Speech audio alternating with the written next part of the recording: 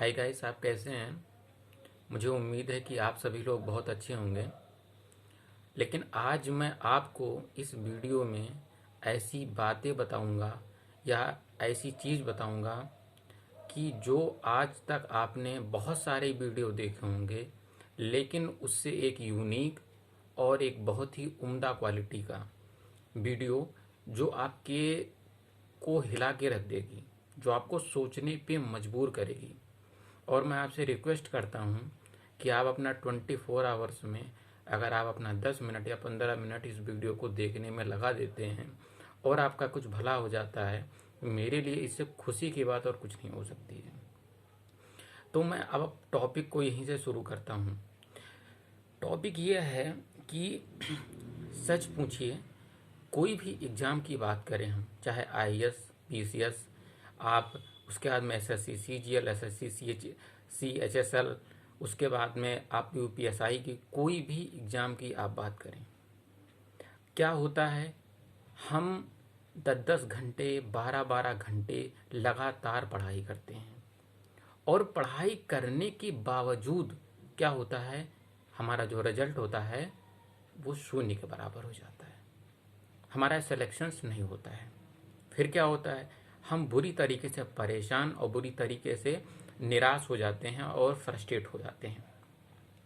चलिए यहाँ तक तो चलो ठीक है, लेकिन सबसे बड़ी बारीकी से समझने वाली चीज़ है और बहुत ही ज़रूरी बात है कि अच्छा एक बात बताइए, जो एग्ज़ाम है, चाहे वो सिविल सर्विसेज की एग्ज़ाम की बात करें, चाहे वो एसएससी सीजीएल की बात करें, चाहे आईईएस की बात करें, चाहे हम किसी भी कंपटीशन की एग्ज़ाम की बात करें, चाहे आईआईटी जेईई की बात करें, कोई भी एग्ज़ाम की हम बात करें, आखिर में हमारा सबसे एक क्वेश्चंस मैं आपसे पूछता हूँ कि आप मान लिया आईएएस का एग्ज़ाम पास कर गए, आपके अंदर टैलेंट बहुत है, तो एक बात मुझे बताइए, क्या आईएएस का एग्ज़ाम निकालने के बाद में जब आप डीएम बनेंगे या एसडीएम बनेंगे, तो क्या आपसे पूछेगा वो कि अच्छा आप बताइए, आप एसडीएम बन गए हैं, अब मुझे आप बताइए कि वर्ड का जो मैप मुझे आप जो है बना के बताइए, क्या वो पूछेगा आपसे?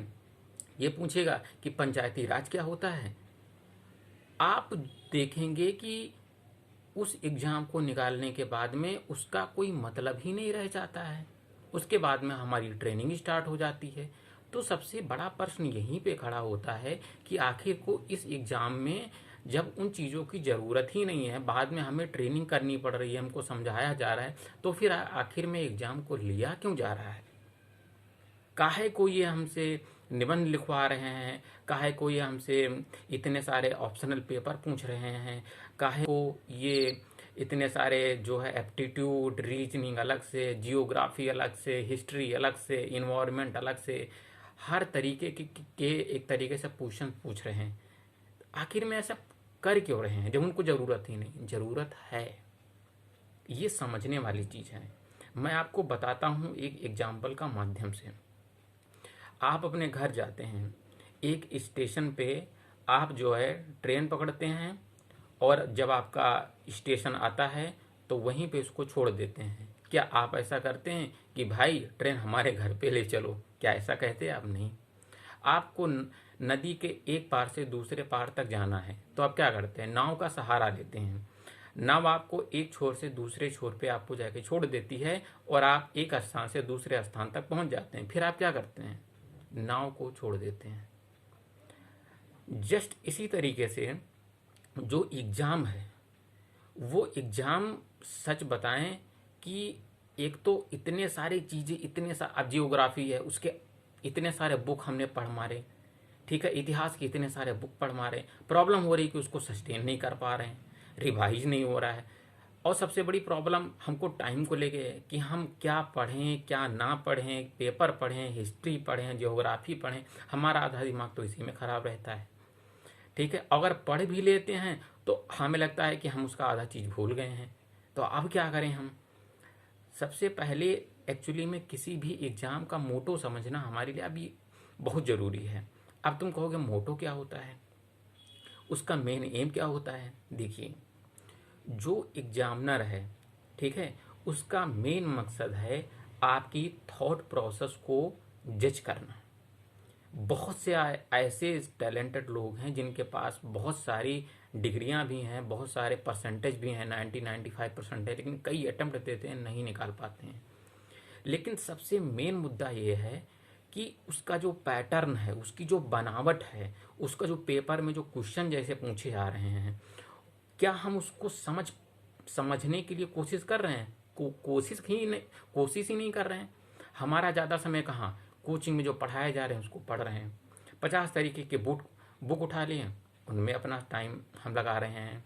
तो हमारे पास में इतना समय ही नहीं है कि हम जाके बैठ के सोचे समझे कि आखिर में जो एग्जामिनर है या जो पेपर सेट करने वाला है वो आखिर में हमसे चाह क्या रहा है।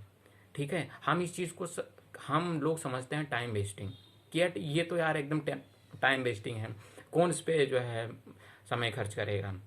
और होता क्या है कि हम अंधाधुंध जो है ज़बरदस्त मेहनत करते हैं, 10 घंटे 12 घंटे लाइब्रेरी में जाके पढ़ते हैं, अंत में कुछ कुछ परिणाम हाथ में नहीं आता है। तो सबसे पहले ये चीज़ ज़रूरी है कि एग्ज़ाम में ये सबसे पहला पॉइंट है कि क्वेश्चंस कहाँ से पूछे जा रहे हैं, कौन से एरिया से। अब जब ये पता चल गया कि इस एरिया से ही क्वेश्चन पूछे जा रहे हैं, तो भाई इस एरिया से ही क्यों क्वेश्चन पूछे जा रहे हैं। भाई हिस्ट्री है, हिस्ट्री में को हम 3 पार्ट में हम डिवाइड कर सकते हैं, एक पुराना इतिहास, एक मध्य इतिहास और एक आधुनिक जो है इतिहास। तो भाई आधुनिक इतिहास या मध्य इतिहास से ही क्वेश्चंस क्यों पूछे जा रहे हैं। और आधुनिक इतिहास में 800-900 पेज की बुकें हैं, उसमें से आप देखेंगे केवल कुछ ही पेज हैं जो आपके काम की हैं, जहाँ से क्वेश्चन पूछे जा रहे हैं। तो भाई वहाँ से ही क्यों क्वेश्चन पूछे जा रहे हैं। करंट अफेयर में हजारों हैं, अनगिनत चीज़ें हैं, लेकिन करंट अफेयर्स में एक ही पर्टिकुलर चीज़ से या कुछ एरिया से ही क्वेश्चन क्यों पूछे जा रहे हैं, इस चीज़ को भी समझना हमारे लिए ज़रूरी है। और जब हम इसको समझते हैं कि इस एरिया से क्वेश्चन पूछा जा रहा है और इस एरिया से क्वेश्चन क्यों पूछा जा रहा है, उसके बाद में हमें एक मिलती है डायरेक्शन कि भाई अच्छा हमको इस दिशा में जाना हमारे लिए ज़रूरी है। चलो ठीक है, तुमको डायरेक्शंस मिल गया, तो क्या तुम्हारी समस्या सॉल्व हो गई? नहीं। अब तुम्हारे सामने आने वाले हैं चैलेंजेस। अब तुम कहोगे अब कौन सा चैलेंज आने वाला है। चैलेंज आने वाला है, मैं बताता हूँ। कोई भी पेपर होता है एक टाइम बाउंड होता है, आपको दिया जाता है कि 120 मिनट में 100 क्वेश्चन करना है। एसएससी का एग्जाम दे रहे हो, 60 मिनट में 100 क्वेश्चन करना है। अब आपके पास में नॉलेज तो बहुत है, लेकिन अप्रोच क्या है, किस अप्रोच से क्वेश्चंस आप कर रहे हो सकता है आपका अप्रोच ही गलत हो, आपका वे ऑफ थिंकिंग ही गलत हो, कि आप जिस जिस मेथड से या जिस तरीके से सोच रहे हो आपको क्वेश्चन करने में 5-5 मिनट या 6-6 मिनट लग जा रहा है। तो आप बताइए, क्या इस तरीके से अगर आपकी थॉट ऐसी है, आपकी थिंकिंग ऐसी है, आपकी मेथोडोलॉजी ऐसी है कि इस तरीके से क्वेश्चंस को सॉल्व करेंगे, तो बताइए आप जो है 120 मिनट में 100 क्वेश्चंस को एक्यूरेटली कैसे सही कर पाएंगे। आपके लिए इम्पॉसिबल हो जाएगा। आपको आते हुए भी, बहुत कुछ पढ़ने के बावजूद भी आप बुरी तरीके से फेलियर का शिकार होंगे। हमें एक बेस्ट, उसके बाद में हमें ये पता हो गया कि डायरेक्शन है, ये हमें पढ़ना है, इस एरिया से हमें क्वेश्चन आ रहा है, तो हमें सबसे बड़ा, उसके बाद में फिर अगेन हमें समझने की ज़रूरत है कि सबसे बेस्ट मेथड क्या है, किस तरीके से हम क्वेश्चंस को सॉल्व करें। अप्रोच बहुत इंपॉर्टेंट है, अप्रोच कि हम किस अप्रोच से क्वेश्चंस को करते हैं। ठीक है, एक बेस्ट मेथड होता है ऑप्शन एलिमिनेशन। कई सारे ऐसे क्वेश्चंस हैं, कम से कम आप 100 क्वेश्चन है तो 100 में से कम 20 से 25 क्वेश्चन ऐसे होते हैं जिनको आप एकदम कॉमन सेंस और ऑप्शन एलिमिनेशन से कर सकते हैं। बाकी बचे क्वेश्चंस कुछ होते हैं बोधगम्यता बेस होते हैं, कुछ होते हैं कॉमन सेंस बेस होते हैं, कुछ होते हैं जिनमें थोड़ा डेप्थ की ज़रूरत होती है, कुछ क्वेश्चन ऐसे होते हैं जो छोड़ने के लिए ही बने होते हैं और उन पे हम लगे होते हैं। तो ऐसी सारी गलतियां हम करते हैं और लास्ट में एक परिणाम निकल के आता है नेगेटिव में। तो सबसे पहले मेरी जहाँ तक मेरा अनुभव है, जहाँ तक मैंने एग्ज़ाम दिया है, मैंने भी मेहनत किया है लाइब्रेरी में जाके 10-10 घंटे 12-12 घंटे, लेकिन उसका रिजल्ट क्या हुआ, मैंने देखा कि कुछ आ नहीं रहा है, वो एक तरीके से निगेटिव वे में जा रहा है। तो मेरे समझ से मेरे दोस्त, मेरे भाई और जितने भी जो लोग मुझे देख रहे हैं, मैं उनसे यही रिक्वेस्ट करूँगा कि किस एरिया से क्वेश्चंस आ रहे हैं, उसी एरिया से ही क्वेश्चन क्यों पूछे जा रहे हैं। उसके बाद में आप क्वेश्चंस को सॉल्व करने की टेक्निक क्या है, आपको क्वेश्चंस को अप्रोच करने की टेक्निक क्या है, और ये जो अप्रोच है यही आपकी थॉट प्रोसेस है, और यही थॉट प्रोसेस वो एग्जामिनर चेक करना चाहता है। आपने देखा होगा कि क्वेश्चन सॉल्व किया और आपका क्वेश्चन एक पेज में सॉल्व हुआ, पीछे जब पलट के सोल्यूशन देखा तो देखा अरे ये तो 2 स्टेप में सॉल्व हो गया, 2 सेकंड का क्वेश्चन था और आपने उसमें लगाया 10 मिनट। तो सबसे पहले बारीकी से हमें अवलोकन करना होगा, हमें एनालिसिस करना होगा, हमें उसको समझना होगा कि एक्चुअली में हमें क्वेश्चंस को अटेम्प्ट कैसे करना है, हमें क्वेश्चंस की टेक्निक को समझना है कि क्वेश्चंस को हम कैसे सॉल्व करें। देखो सॉल्व करना एक अलग मैटर है, लेकिन क्वेश्चंस को बेस्ट वे से सॉल्व करना ये हमारे लिए इम्पॉर्टेंट है। अगर हम इस चीज़ को सीख जाते हैं तो आप यकीन मानिए कि आपको सफलता के दरवाजे तक पहुंचने से कोई नहीं रोक सकता है। ये मेरी गारंटी है। मैं आपसे वादा करता हूँ कि अगर आप ये कर लेते हैं तो आप ज़रूर आप एक सक्सेस की तरफ बढ़ेंगे। और लास्ट में मैं यही कहना चाहूँगा कि भाई यहीं पे जर्नी ख़त्म नहीं होती है, ये एक समुद्र में यात्रा करने ऐसे है। आप कहीं भी आपके साथ में प्रीवियस ईयर का बुक, प्रीवियस ईयर की चीज़ें आपके टेबल, आपके मेज पे हमेशा रखी ही होनी चाहिए। अन्यथा आप थोड़ी दूर जाएंगे, जैसे समुद्र में थोड़ी थोड़ी दूर जाते हैं तो कंपास को देखते हैं कि हम कहीं हम अनडायरेक्शन तो नहीं हो गए। ऐसे ही आपको थोड़ी ही दूर जाएंगे तो आपकी तैयारी अनडायरेक्शनल होने लगेगी। आपको फिर से दोबारा से जाना है, पेपर पे देखना है कि कहाँ से क्वेश्चन पूछे जा रहे हैं, कहाँ से हमें तैयारी करनी है, कहीं हम गलत दिशा में तो नहीं जा रहे हैं।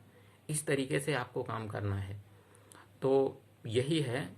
और आपको अगर मेरी बातें अच्छी लगी, बेहतरीन लगी, ठीक है, तो आप लाइक ज़रूर करना, ठीक है, और सब्सक्राइब भी करना। और ऐसे ही बातें, ऐसी छोटी छोटी चीज़ें, एक छोटे छोटे कदम जो हैं हमें बड़ी सफलता की ओर ले जाते हैं, ठीक है। और इसीलिए मैं आपसे जो भी मेरी एक्सपीरियंस था मैंने आपको बताया दोस्त, ठीक है। और इस तरीके से मैं आपको वीडियो को यहाँ पे एंड करता हूँ। और आप लोगों से बस यही करता हूँ कि अगर आपको पसंद आए तो आप कमेंट ज़रूर करना, ठीक है, और लाइक ज़रूर करना, ठीक है। बाकी आपके ऊपर मर्जी है, आप सब्सक्राइब करो ना करो। मेरा जो काम है आपको एक सही चीज़ बताना, वो मैंने आपको बताया, ठीक है। आपको सोचने पे मजबूर किया मैंने, ठीक है। आपको सोचना है, समझना है और आपको आगे बढ़ना है। Okay, bye and good night.